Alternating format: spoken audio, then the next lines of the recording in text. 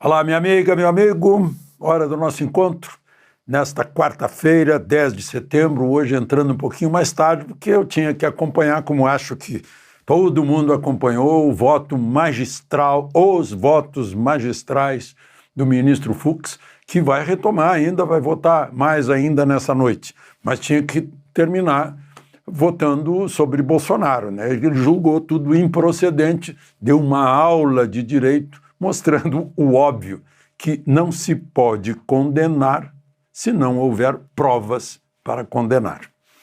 Mas, num dia como hoje, 10 de setembro, em 1808, foi criada a imprensa régia, ou seja, a imprensa oficial, criou a Gazeta do Rio de Janeiro, primeiro jornal brasileiro dentro do Brasil. Já tinha o Correio Brasiliense, editado em Lisboa pelo Hipólito José da Costa. O príncipe regente João, regente é porque ele assumiu o reino de Portugal no lugar da rainha, porque a rainha estava meio interditada, a mãe dele, a rainha Maria, e o regente chegou em janeiro, no Brasil, de 1808, ficou um pouco em Salvador, foi para o Rio e começou a criar lugares no Rio de Janeiro, biblioteca pública, criou em Salvador a academia, a Escola de Medicina e criou a Gazeta do Rio de Janeiro. Um pouco aí faz lembrar, né? Eu tenho falado para vocês aqui da Gazeta do Povo, né? Não é nada oficial como foi a Gazeta do Rio de Janeiro, muito pelo contrário, não é sustentada por verba pública, vale dizer, verba que vem dos impostos de nós todos, né? É sustentada pelos seus próprios assinantes e por isso está fazendo uma oferta de novas assinaturas, porque se mantém pelas assinaturas, aproveitando o 7 de setembro, né? R$ 7,00 por 9 meses, 7 em 9. Basta você entrar aí na gazetadopovo.com.br/Alexandre Garcia e você pode assinar e nos acompanhar, porque é a cobertura digna de credibilidade, né? Posso garantir para vocês isso. Eu vejo aí a coisa que você não vai ver na Gazeta, repórter, principalmente televisão, não sei porquê, é o ali, aqui, aí. Como assim? Está falando uma frase aqui, ali, eu fico olhando para ver onde é. Coisas incríveis que a gente tem visto. E agora eu estou vendo uma crise de ódio em certos lugares da mídia brasileira contra o ministro Fux. É incrível. Mas lá na Gazeta do Povo você não vai encontrar isso. Repito, R$ 7,00 pelos primeiros 9 meses para a assinatura da Gazeta do Povo, e aí você encontra gazetadopovo.com.br/Alexandre Garcia. Lembre-se de se inscrever se ainda não fez isso, e ao final de deixar o gostei ou não gostei.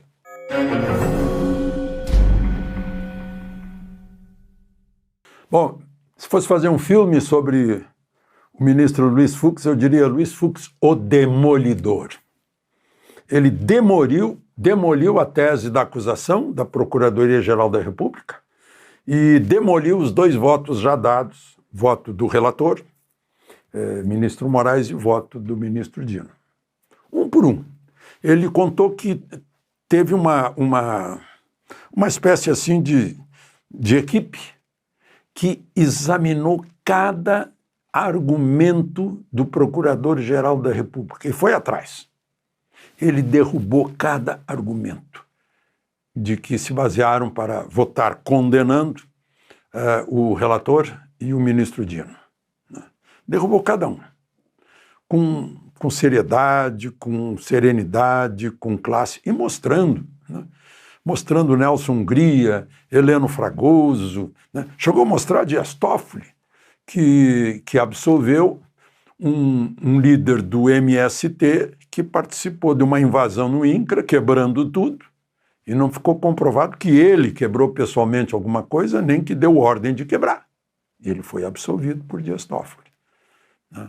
Mostrou decisões de Celso de Mello, dizendo que tem que individualizar, tem que mostrar o que a pessoa fez, né? Porque estão condenando, isso não estava em jogo, mas se projeta para aqueles que já foram condenados do 8 de janeiro e que têm que pagar os danos contra o Estado brasileiro, contra patrimônio tombado, né? Igualmente, quando isso tem que ser cobrado, tem que ser mostrado. Foi provado que foi o seu João da Silva que rasgou um quadro de Portinari, que estragou um tapete, que arrancou tal coisa, que jogou o relógio no chão. Tem que ser provado, mostrado o que ele fez, né? Citando Celso de Mello. Nas preliminares ele já disse, está tudo errado aqui. Esse aqui não é um lugar para julgar. Essas pessoas que estão aqui não têm foro privilegiado, portanto não é no Supremo. Tirando o Ramagem, que é deputado federal, né? Os outros não são mais. Ou, se vai julgar como ex-presidente, não é numa turma de 5, é no plenário de 11. Mas a rigor é na primeira turma. Então está tudo nulo. Mas ele considerou aceitável a delação premiada, ele não considerou nula, de Mauro Cid, que, aliás, ele condenou por um crime. Enquadrou ali em golpe, não em organização criminosa, nem em dano qualificado, mas pelo fato de ele ter recebido, segundo ele demonstrou, R$100 mil do general Braga Neto para entregar para alguém, né?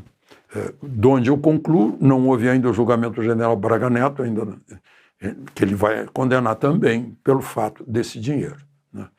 Mas eu suponho que ele como livrou o almirante, comandante da Marinha, Almir Garnier, porque não tem prova nenhuma de que ele participou de golpe, de danos, de 8 de janeiro, de conspiração, de coisa nenhuma. Ele disse, olha, totalmente improcedente, Almir Garnier. Então, eu suponho que os outros que serão julgados essa noite, né, já que a gente está gravando aqui, não dá para esperar até meia-noite, né? O ministro da Defesa e o outro, o ministro da Marinha, né? Não, Marinha é o Garnier da Aeronáutica, provavelmente, mas certamente o ministro da Defesa, Paulo César, não vai estar nessa, né? Também, bom, aí vamos a Bolsonaro, né? Aí eu anotei aqui as coisas, né? Depois eu vou falar mais sobre esse assunto, né? Vamos então, só por Bolsonaro. Ele disse que, bom, só para vocês saberem, Bolsonaro foi autorizado pelo ministro carcereiro, ministro Moraes é o carcereiro, mas é vítima também, né, daquele punhal verde e amarelo, é investigador, porque investigou, o próprio ministro Fux demonstrou isso, né, investigou, procurou, o juiz não tem que fazer isso, ele é juiz, ele é acusador, principalmente acusador, um grande promotor, assim como o ministro Dino, que tem carreira de juiz, juiz federal, mas ele logo entrou na política para defender a causa, né? A causa marxista, leninista, comunista e tal, e entrou na política. Então ele se afastou bastante do dia a dia, o que não acontece com o ministro Fux, que foi juiz de carreira, inclusive na Baixada Fluminense, né? E foi subindo aos poucos, foi juiz no Superior Tribunal de Justiça, né? Então tem experiência e tem, sobretudo, vocação para juiz. Assim como o ministro Moraes tem vocação para promotor, para Ministério Público, para acusador. Ele fala como se estivesse numa tribuna de acusação. Mas, enfim. Aí, Bolsonaro, então, que eu queria contar, o ministro Moraes, ministro carcereiro, deu permissão para Bolsonaro ir ao hospital fazer uns procedimentos dermatológicos de algumas lesões da pele. Agora, a faca de Adélio sempre vai incomodar. Alterou a passagem do alimento, alterou tudo, né? E quanto mais mexer, pior, né? Às vezes vai precisar mexer de novo, já mexeu muito. Essa história da faca, só para a gente lembrar, foi no 6 de setembro de 2018, faz 7 anos, né? E, enfim, ainda não se apurou isso, né? Adélio Bispo sozinho, conta outra, né? Bom, ele disse que a responsabilidade de Bolsonaro não cabe ser provada por um juiz relator que é inquisidor, investigador. A responsabilidade tem que ser aprovada, tem que ser demonstrada acima de qualquer dúvida. E tem muita dúvida, né?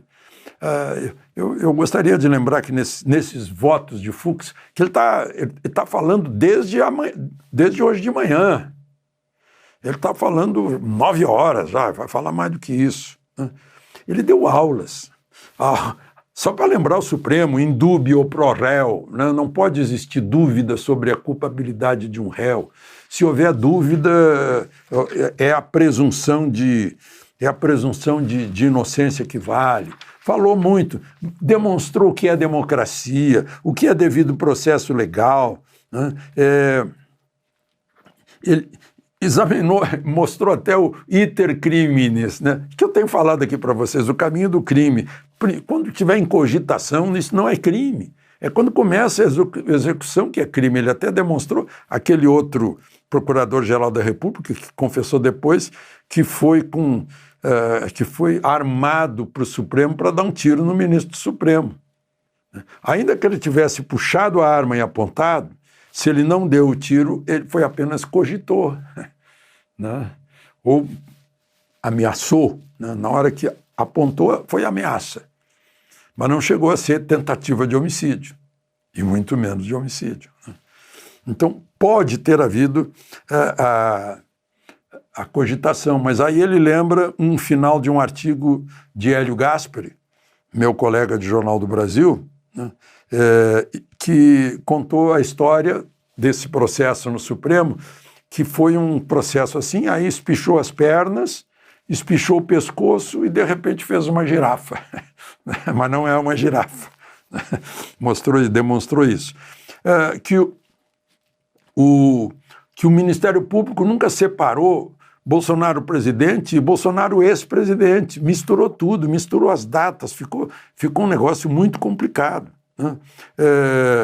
Que aí deu a entender que Bolsonaro queria derrubar a si próprio.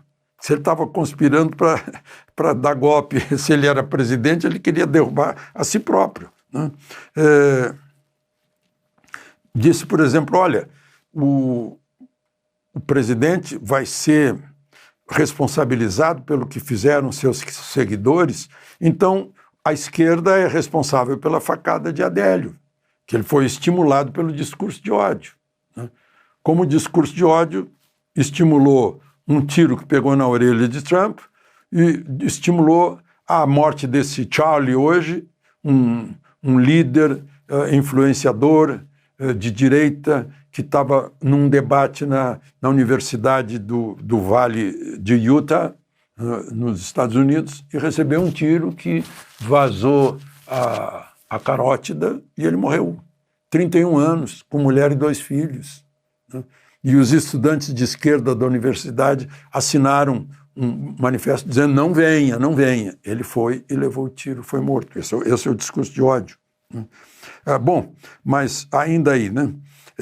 Ele derrubou os argumentos de ABIN paralela, de críticas ao processo eleitoral, que isso não é golpe de Estado, isso é exercer liberdade de expressão, de opinião. Não tem nenhuma ligação com aquele argentino que demonstrava fraudes na apuração, que as críticas e as dúvidas do presidente até reforçaram a justiça eleitoral. Isso não é crime, né? Se a Polícia Rodoviária Federal fez alguma batida no Nordeste, né, não foi demonstrado que foi por ordem de Bolsonaro. Quer dizer, não sendo demonstrado, não é prova, nem pode condenar ninguém pela suposição, né? E tem muita suposição. Pode ser que fizeram até para agradá-lo, mas aí a pessoa não pode ser imputada.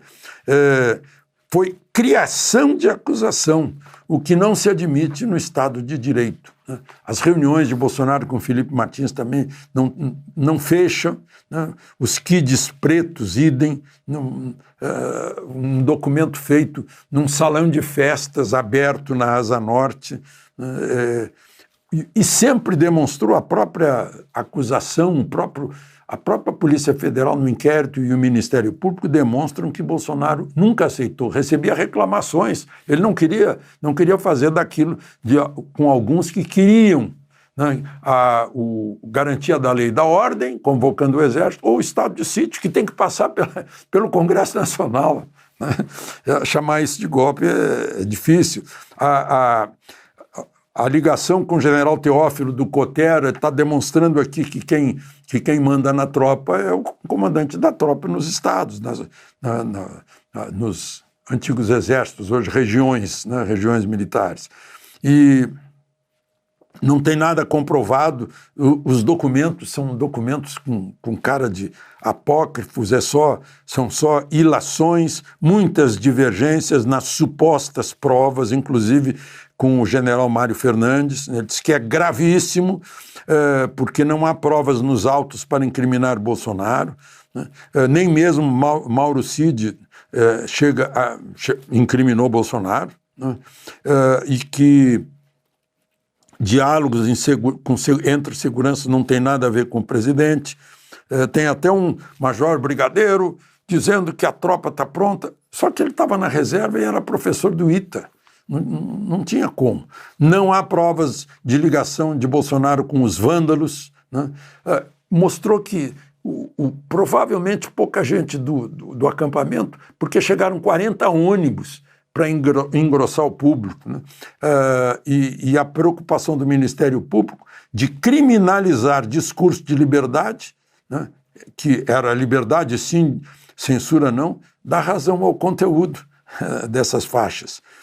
E que o Ministério Público, como não conseguiu apresentar prova de vínculo de Bolsonaro com as manifestações de novembro, dezembro, janeiro, nem com planos de golpe, de dano qualificado, de organização criminosa, né?